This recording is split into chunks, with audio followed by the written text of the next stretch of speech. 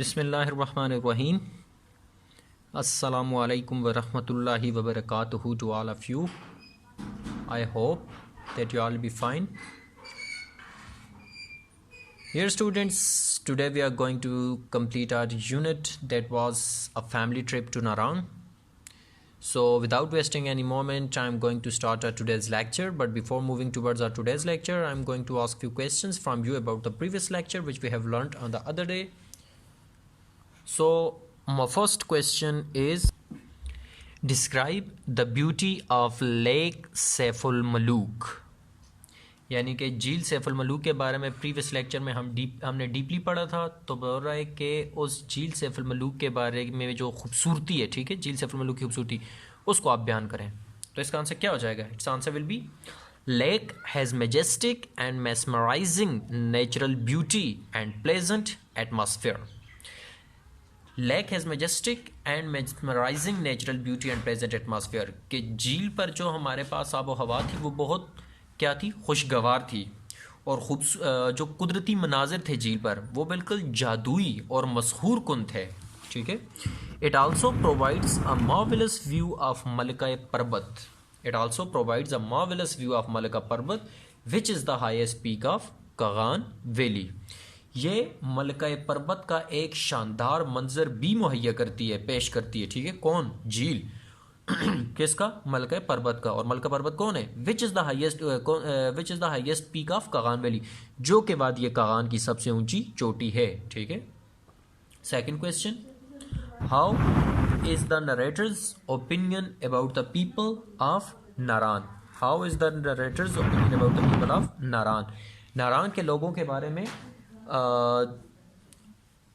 नारान के लोगों के बारे में, ठीक है, नारान के लोगों के बारे में जो हमारे पास ये नरेटर इसका चैप्टर का उसकी क्या ओपिनियन है, उसका क्या राय है, ठीक है। तो इसके बारे में क्या है? The narrator has not stated as such about the people of Naran. इतना ज़्यादा कुछ बयान नहीं किया नारान के लोगों के बारे में नरेटर ने, ठीक है। ये हमारे पास एक्सरसाइज में भी ये क्वेश्चन है, ठीक है, जो कि आपको अपने माइंड में रखना है। But the local people of Naran narrated the associated tales of fairies and history of Lake Saiful Malook। लेकिन क्या बोल रहा है कि नारान के जो मकामी लोग थे, ठीक है, वो क्या करते थे? परियों और झील सैफुल मलूक की तारीख और इससे मुंसलिक जो कहानियाँ वगैरह हैं, ठीक है, उसको उन्होंने क्या किया था? बयान किया था।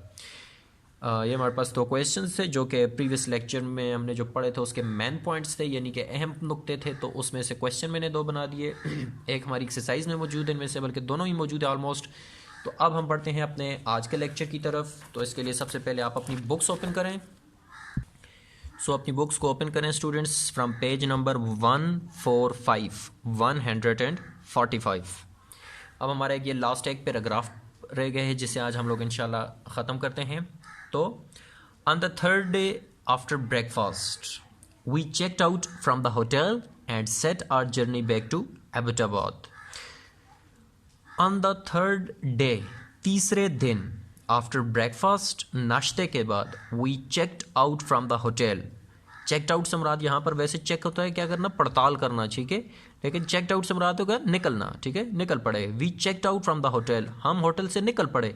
And set our journey back to Abbottabad, और एबटाबाद की तरफ अपना वापसी का सफ़र शुरू किया। तीसरे दिन नाश्ते के बाद हम होटल से निकल पड़े और एबटाबाद की तरफ वापसी का सफ़र शुरू किया।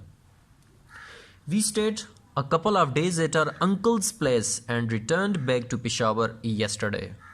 We stayed a couple of days, हमने कुछ दिन अपने स्टेट का मतलब क्या हो जाएगा? क़याम करना, ठीक है, रिमेन, रहना, क़याम करना।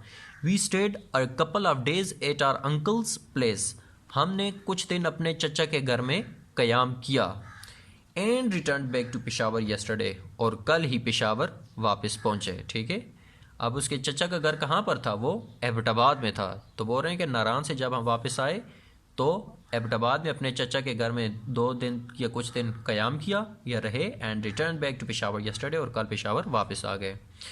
अब लास्ट में क्या बोल रही है वो? माई डियर फ्रेंड, मेरी प्यारी सहेली, मेरी प्यारी दोस्त, Pakistan is an amazing country with all the seasons as well as all terrains including of mountains, deserts, sea, glaciers and fertile plains.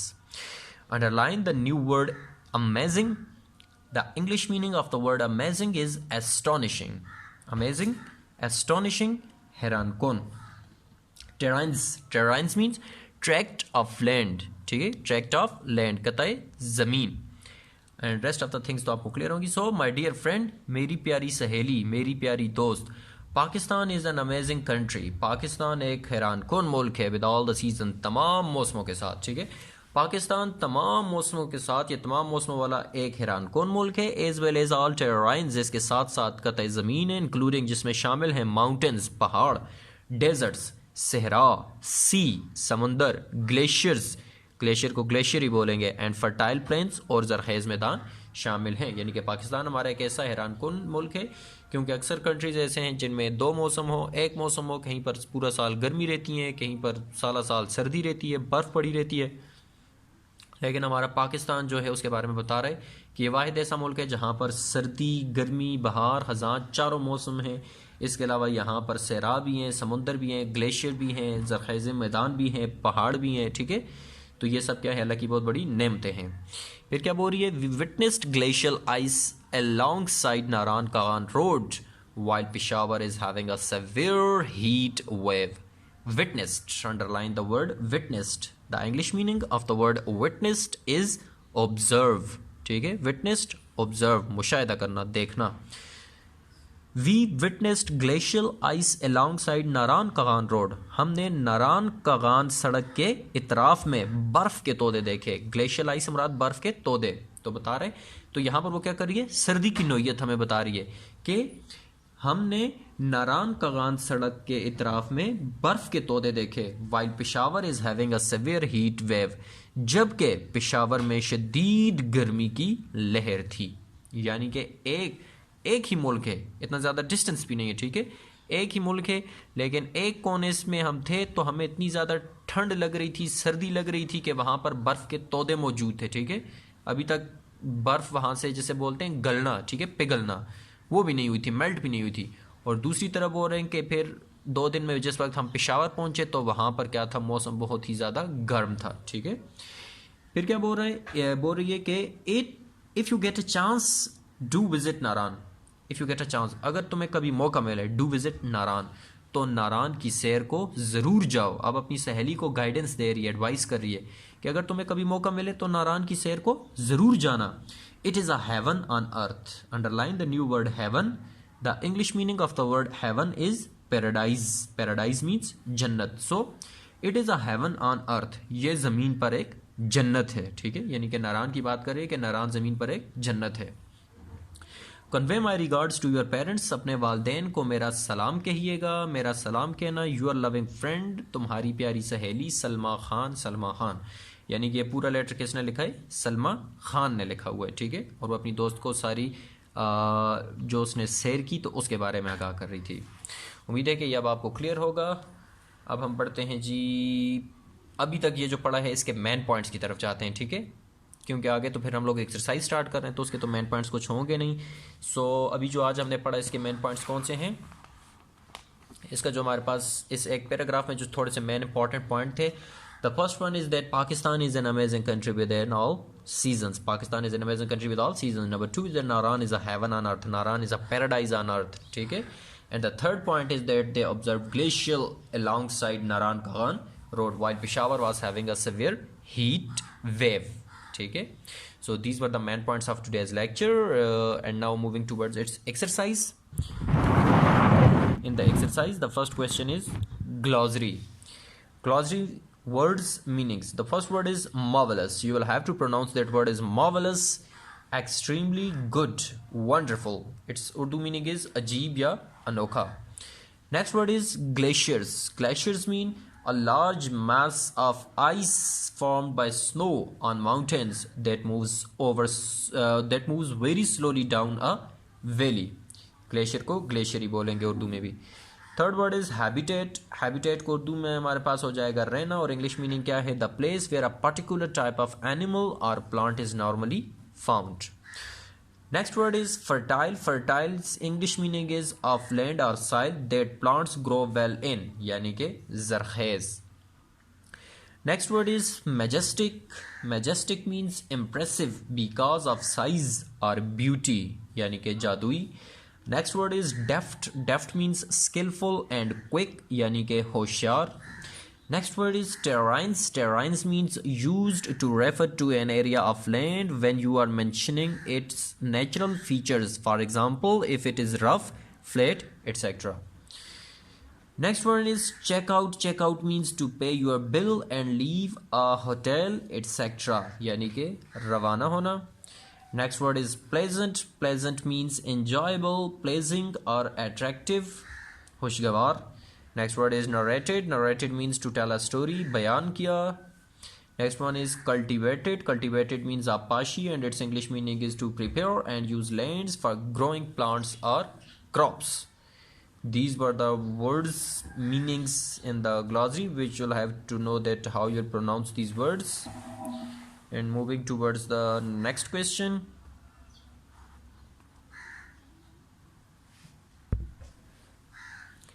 Choose the correct option. Choose the correct option. And in the correct option, I hope this letter finds you in good health and lots of happiness. In this sentence, the phrase finds you refers to dash. मुझे उम्मीद है कि जब मेरा खत तुम्हें मिलेगा तो तुम्हारी सेहत भी ठीक होगी और तुम बहुत खुश होगी. अब बोल रहा है कि इस फ्रेज में finds you का मतलब हमारे पास इस फ्रेज में finds you किसको रेफर कर रहा है, तो क्या हो जाएगा? The time when the letter discovers you are in a good health. Arrival of letter at a time when you are in a good health.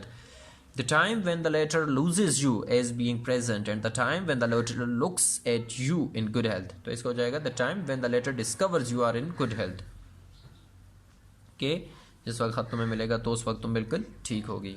उसके बाद नेक्स्ट वन है the noisy river Kunhar passes through the city of Balakot. In this sentence noisy river refers to dash, कि शोर मचाता हुआ दरिया कुनहार बालाकोट के शहर से गुजरता है. तो इस जुमले में बोल रहा है नाइजी रिवर शोर मचाता हुआ दरिया किसकी तरफ रेफर कर रहा है? Talkative and lively river, loud and fast flowing river, slow and gently flowing river या unhurried and smoothly flowing river. Obviously इसमें ऑप्शन बी आना चाहिए, that is loud and fast flowing river, जो कि बहुत ज़्यादा शोर मचाता हो और तेज़ी से बहता हुआ दरिया हो. थर्ड वन है as soon as my examination finished my father arrange a family trip to Naran. कि जूँ ही मेरे एग्ज़ाम ख़त्म हुए, इम्तहानात ख़त्म हुए, तो मेरे वालिद ने एक नारान की सैर का प्रोग्राम बनाया पूरी फैमिली समेत. In this sentence my refers to. अब इसमें माई से क्या मुराद है, किसकी बात की जा रही है? तो कहानी की राइटर कौन थी? सलमा. तो क्या ये सारा ने कहा, साराज फादर ने, सलमाज फादर ने, या सलमा ने?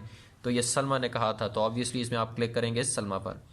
Fourth one is the taste of food was marvelous and mouth-watering. In this sentence, mouth-watering is a dish. Hyphenated compound adjective, hyphenated compound noun, hyphenated compound verb, hyphenated compound adverb. तो इसमें आप लोग किस पे connect करेंगे? Option number C पे, hyphenated compound verb पे.